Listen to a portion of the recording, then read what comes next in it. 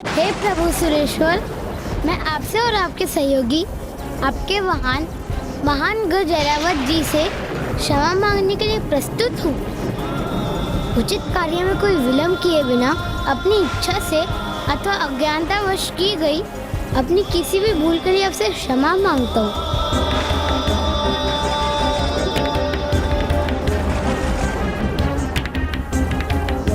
किंतु आप अपने इन विद्युत तरंगों के प्रहारों से मुझे विचलित देखकर ये मत समझ लीजिएगा देवराज कि मैं अपनी तपस्या को अधूरा छोड़कर यहाँ से कहीं चला जाऊंगा। अपनी भूलों के लिए क्षमा याचना अवश्य करूंगा मैं, किंतु अपने मार्ग से कदापि नहीं हटूंगा। फिर भले ही आप मुझे अपने प्रहारों से भस्म ही क्यों ना कर दे।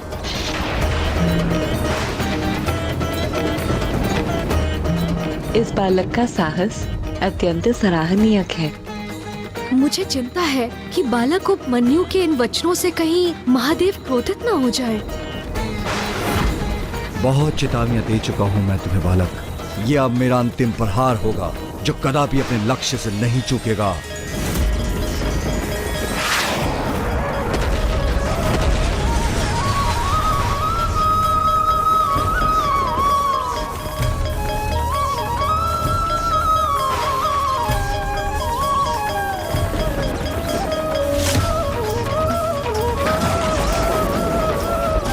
अब परिणाम जो भी हो, मैं तो प्रभु की तपस्या में ही लीन रहूंगा।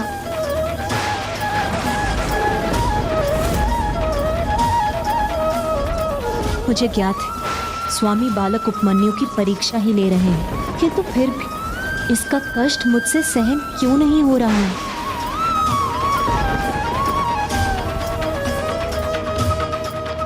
क्या बालक उपमन्यु की ये परीक्षा उसके लिए अत्यधिक कठोर तो प्रमाणित नहीं होगी? मुझे आशा है कि महादेव के द्वारा ये इस बालक की अंतिम परीक्षा होगी।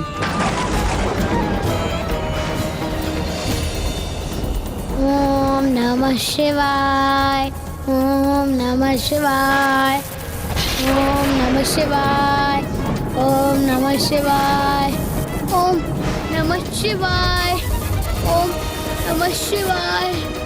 देवराज की ये विद्युत शक्ति प्रभु भोलेनाथ की शिवलिंग पर प्रहार करने जा रही है,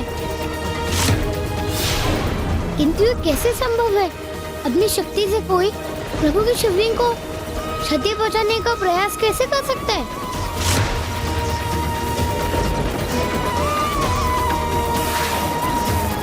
इन्होंने तो प्रभु की शिवलिंग पर प्रहार कर दिया, किंतु देवराज इंद्र का वज्र प्रहार इतना घातक और शक्तिशाली है कि वो जिस किसी से भी टकरा रहा वो नष्ट हो जा रहा है।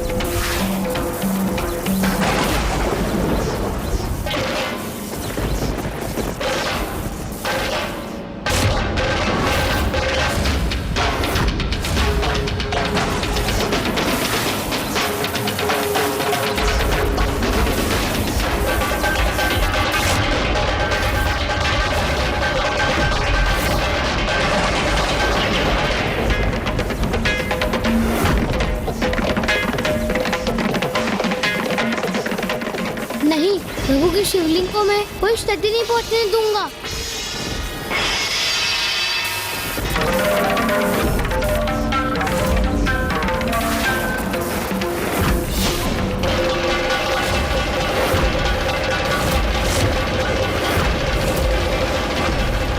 प्रभु महादेव, ओम नमः शिवाय, ओम नमः शिवाय, ओम नमः शिवाय, ओम नमः शिवाय। मैं आपको कुछ नहीं होने दूंगा प्रभु, कुछ नहीं होने दूंगा आपको। ओम नमः शिवाय।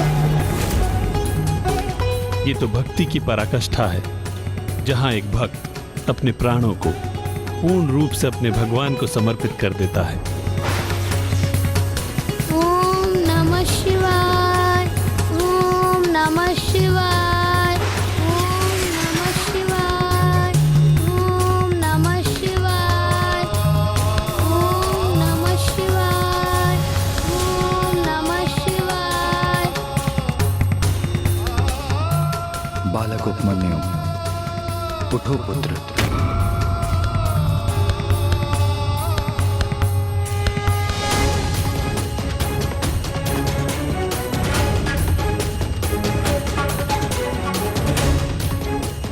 ये विद्युत तरंगे अब अपने मूल स्थान से लुप्त हो गई है, अर्थात मेरे प्रभु की शिवलिंग अब सर्वथा सुरक्षित है।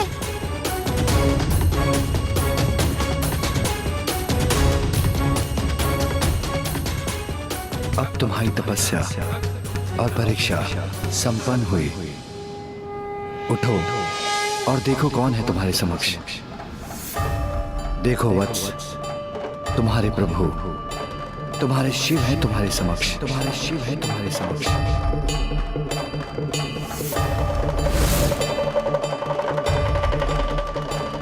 आप तो क्या आप ही मेरे प्रभु शिवशंकर महादेव है?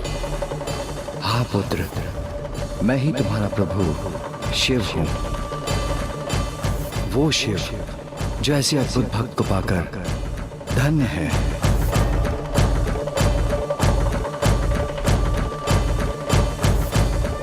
नहीं, मुझे विश्वास नहीं होता कि आप ही मेरे प्रभु हैं, क्योंकि मेरे माँ के वर्णन के अनुसार तो महादेव त्रिशूल धारण करते हैं।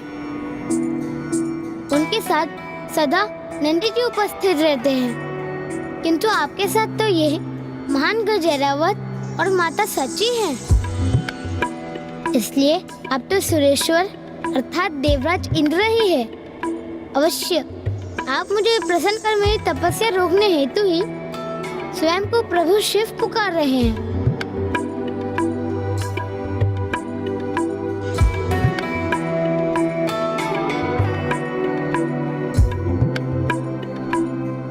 देखा स्वामी, कितना भोला है ना प्रभु का ये भक्त। इस नन्हे भक्त की अत्यंत कठोर परीक्षा ली थी भोलेनाथ ने।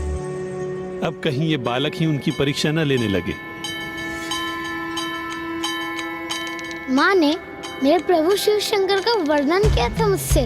नागराज वासुकी उनके कंठ के आभूषण हैं, अपने मस्तक पर त्रिपुंड लगाते हैं, उनकी जटाएं रुद्राक्ष माला से बंधी हैं, और जिन्होंने स्वयं चंद्रमा को अपनी शीश पर धारण किया है वही है मेरे प्रभु जगत पिता महादेव। उनके साथ सदा माँ पार्वती रहती हैं, जो शक्ति स्वरूपा भी है और सौम्यता की प्रतीक भी। नंदी जी जो उनके वाहन हैं, सदा मेरे महादेव के साथ ही रहते हैं, और गण भी उनके सहयोगी के रूप में मेरे प्रभु महादेव के साथ ही रहते हैं।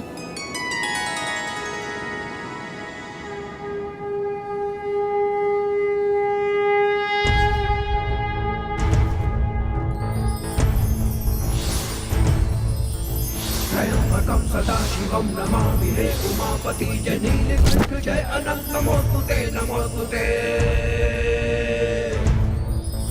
हो भोलेनाथ भक्तों के हो कष्ट से निवारते, सारी संकटों से शिव ही है उबारते।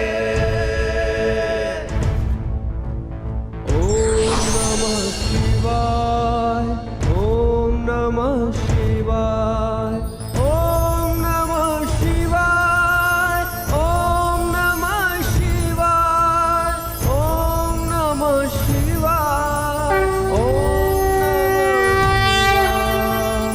ओम नमः शिवाय, ओम नमः शिवाय, ओम नमः शिवाय, ओम नमः शिवाय।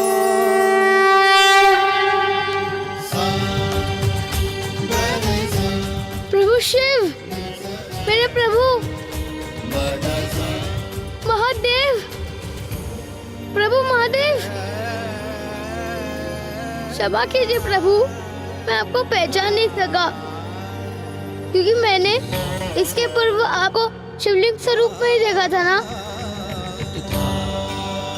मुझे क्षमा कीजिए प्रभु, क्षमा कीजिए मुझे।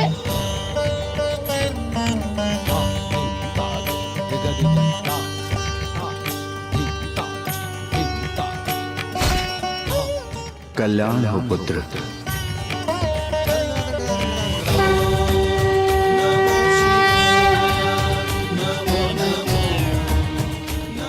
मैं तुम्हारे तप से प्रसन्न हूँ पुत्र, और तुम्हारे द्वारा मेरे स्वरूप को दिए गए नाम सुरेश्वर से भी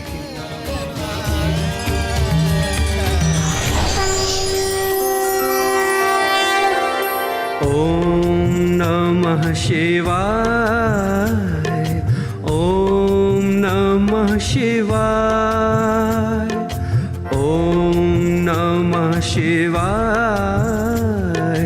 ओम नमः शिवाय।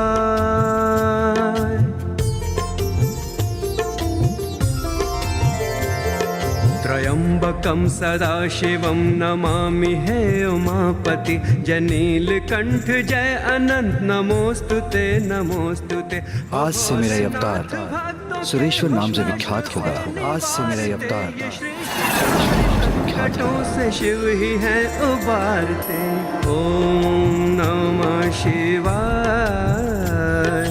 ओम नमः शिवाय, ओम नमः शिवाय।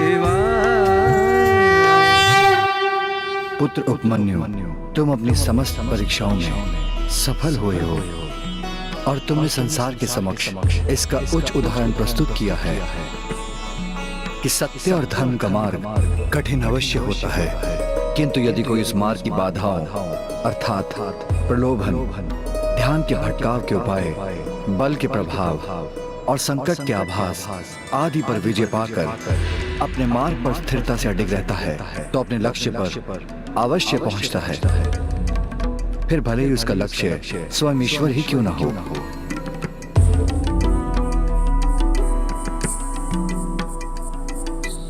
तुमने मुझे पिता के स्थान पर रखकर मात्र दुग्ध पान करने के लिए मेरी तपस्या की थी, इसलिए मैं तुम्हें आशीष देता हूँ। आज से तुम मेरे पुत्र कहलाओगे और मैं तुम्हें दुग्ध का सागर प्रदान करता हूँ। कर्पूर गौरम करुणावतारम संसार सारम भुजगेन्द्रहारम सदा वसंतं हृदयारविंदे भवं भवामी सहितं नमामि।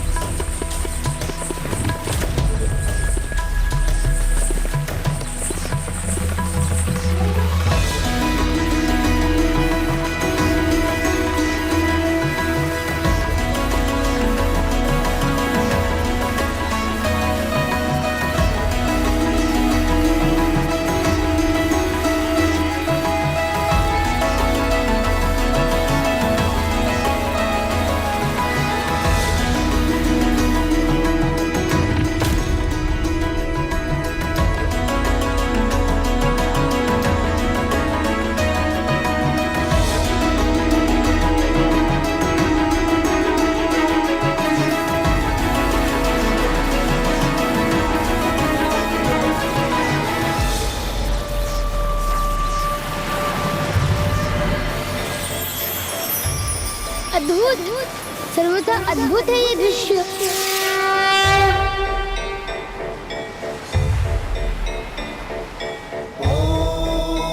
आज से तुम इस क्षीर सागर के स्वामी हो पुत्र उपमन्यु, और आज से असंख्य गोमाता तुम्हारे संग रहेंगी। पुत्र, आज तुमने ये सिद्ध कर दिया कि एक निष्ठा भक्ति से मनुष्य कुछ भी प्राप्त कर सकता है। यहाँ तक कि इस जन्म के पुण्यों का फल इसी जन्म में ही पाया जा सकता है। तुम्हारे जैसे बालक की माता कहलाने में मुझे अत्यंत प्रसन्नता होगी पुत्र, और मेरा आशीर्वाद है कि श्रेष्ठतम ऋषि मुनियों में सदैव तुम्हारी गणना होगी। और साथ ही आज से मैं तुम्हें अक्षय कुमार पद भी प्रदान करती हूँ।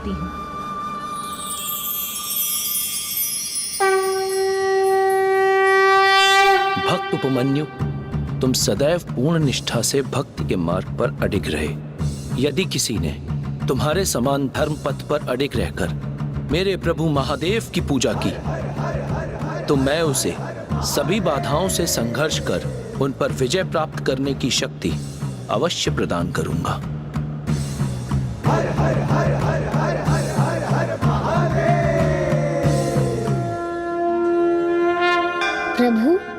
माता, नंद जी, आप सभी ने अपनी कृपा स्वरूप जो कुछ भी मुझे प्रदान किया है उसके लिए आपको कोटि कोटि धन्यवाद।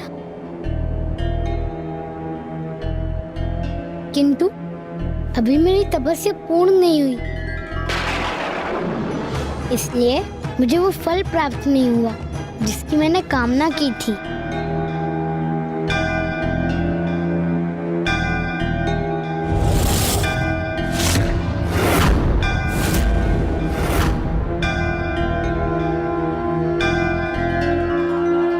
नहीं पुत्र, तुम्हारे तप में कोई अपूर्णता नहीं रही, इसलिए तुम्हारी इच्छा अनुसार मैं स्वयं तुम्हें अपने हाथों से दुग्ध पान कराऊंगा।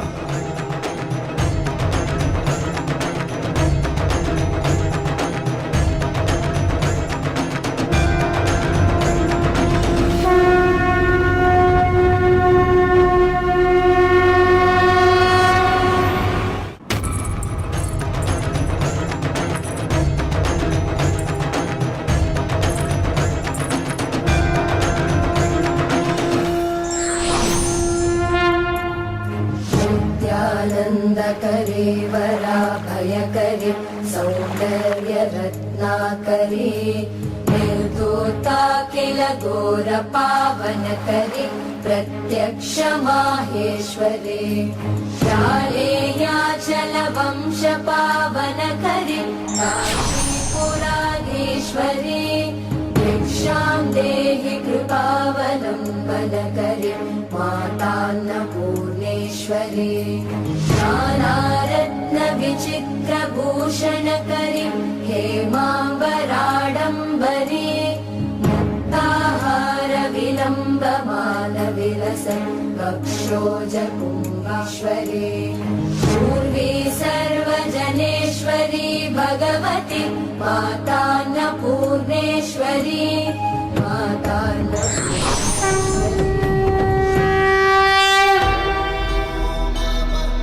प्रभु महादेव,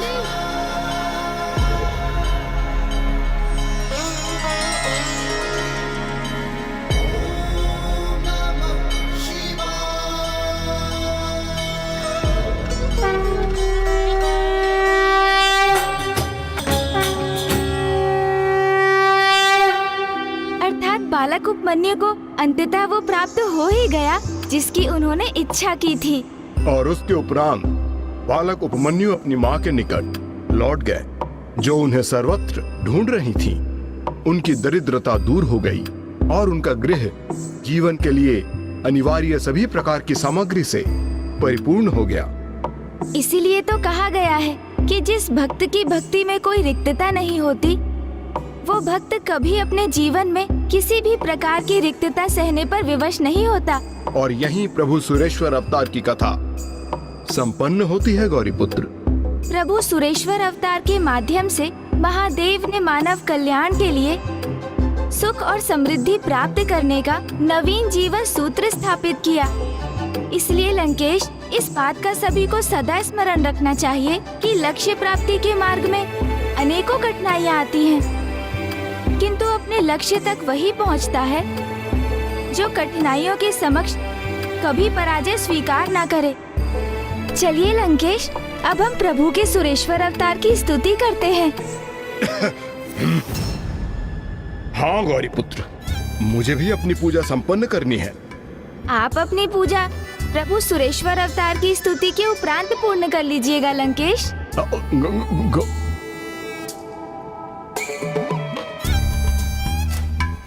प्रभु सुरेश्वर को स्वयं से रुष्ट होने का कोई कारण नहीं देना चाहिए मुझे।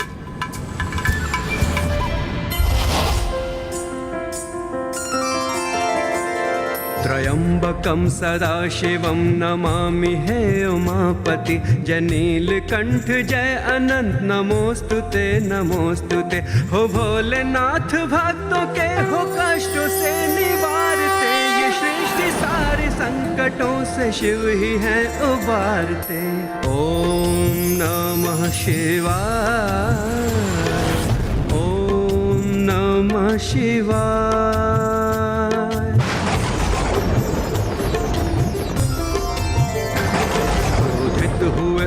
उपमन्यु जब तो मारने उनको चले, तब भक्ति देख शिव जी अपने वास्तविक रूप में मिले। क्षीर सागर और परम भक्ति का पद दे दिया, सुरेश्वर बन के प्रेम भावना को प्रदर्शित किया। ओम नमः शिवाय, ओम नमः शिवाय, ओम नमः शिवाय, ओम नमः शिवाय।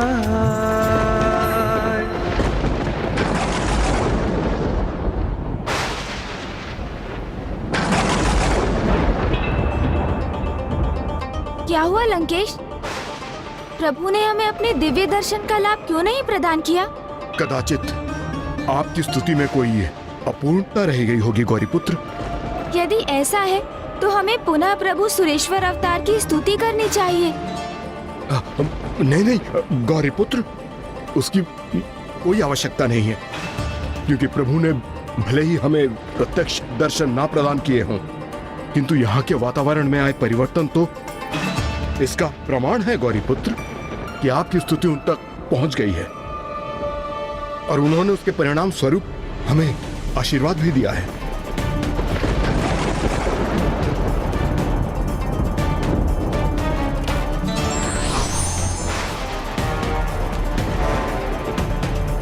अब मैं 108 बार बेलपत्र से प्रभु का अभिषेक करने जा रहा हूं गौरीपुत्र, जिसे समाप्त करने के पश्चात मैं आपको प्रभु के अगले अवतार की कथा सुनाना आरंभ करूंगा। मैंने तो पूर्ण निष्ठा और श्रद्धा से प्रभु सुरेश्वर अवतार की स्तुति की थी, फिर उन्होंने हमें दिव्य दर्शन प्रदान क्यों नहीं किए? ओम नमः शिवाय, ओम नमः शिवाय, ओम नमः शिवाय, ओम नमः शिवाय।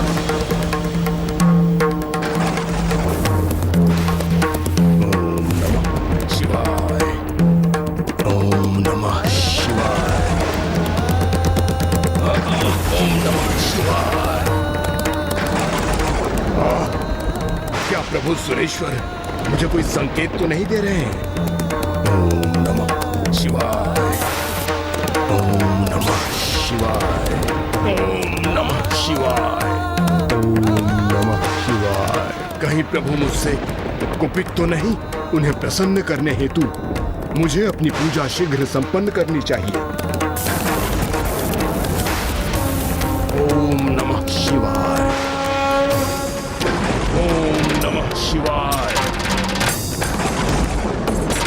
ओम नमः शिवाय, ओम नमः शिवाय, ओम नमः शिवाय।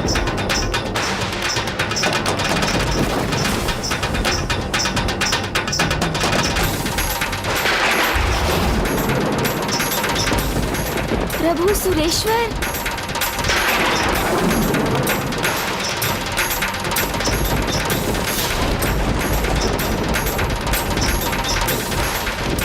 ओम नमः शिवाय, ओम नमः शिवाय।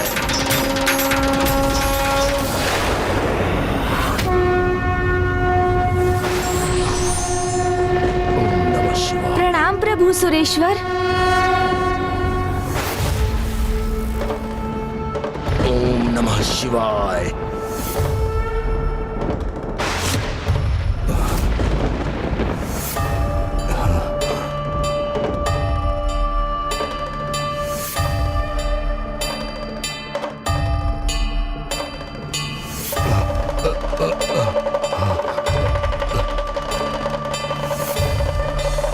प्रणाम प्रभु सुरेश्वर। कल्याण हो।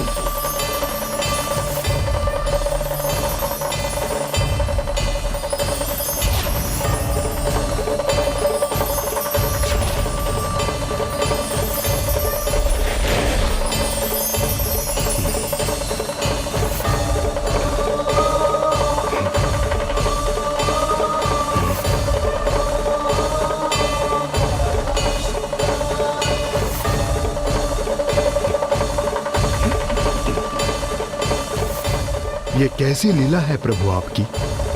सर्वप्रथम आपने मुझे कष्ट दिया और आपने उसे हर भी लिया।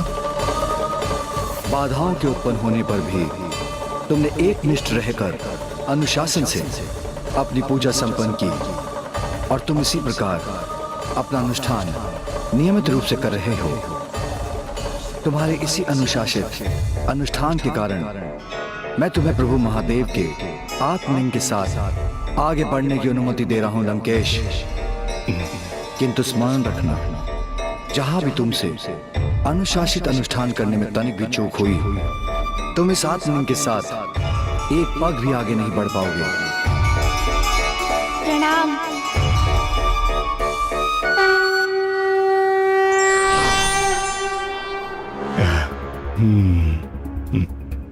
क्या हुआ लंकेश, आप इतने आनंदित क्यों हैं? क्यों, आपने क्या देखा नहीं गौरी पुत्र? एक बार पुनः प्रभु शिव शंकर शंभु के अवतार ने मुझे अपना आशीष प्रदान किया। प्रभु ने आपको आशीष दिया? कैसे? उन्होंने कहा कि जब मैं अपना अनुष्ठान भंग करूंगा तभी आत्मलिंग को आगे ले जाने के अवसर से वंचित होऊंगा। अर्थात ऐसा कदापि नहीं होगा गौरी पुत्र, क्योंकि लंकेश रावण तो सदैव अनुशासित रहकर ही अनुष्ठान करता है। उचित कहा आपने। अनुशासन तो अत्यंत महत्वपूर्ण है, क्योंकि अनुशासन से ही व्यक्ति समस्त सुखों को प्राप्त कर सकता है और अनुशासनहीनता के कारण व्यक्ति स्वयं को प्राप्त धन एवं संपत्ति को भी गंवा बैठता है। उचित कहा आपने गौरी पुत्र। अनुशासन की ये सीख और स्वयं को अनुशासित रखना मैंने प्रभु के ही एक अवतार से सीखा था, जो संसार में पुनः अनुशासन स्थापित करने के लिए ही प्रकट हुए थे। ये प्रभु के कौन से अवतार थे लंकेश? ऋषि दुर्वासा। ऋषि दुर्वासा।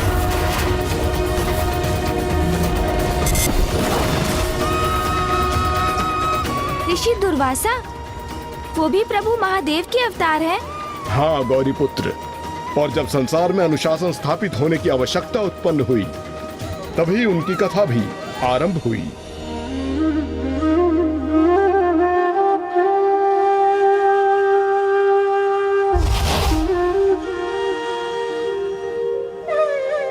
ये वो समय था जब सभी अनुशासन का महत्व भूलते जा रहे थे, यहाँ तक कि देवता भी स्वर्ग के भोग विलास में डूबकर अपना अनुशासन खो रहे थे, अहंकारी और प्रमादी होने लगे थे।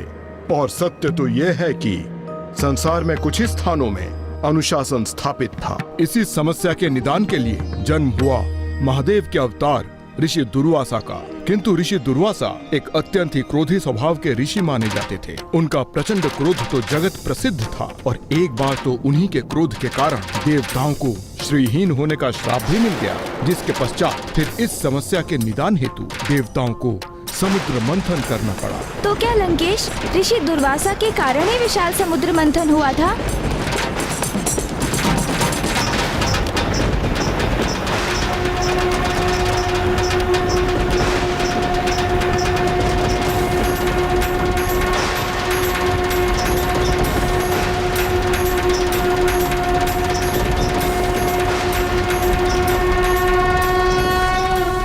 हाँ गौरी पुत्र, यही कथा अब मैं आपको सुनाने जा रहा हूँ।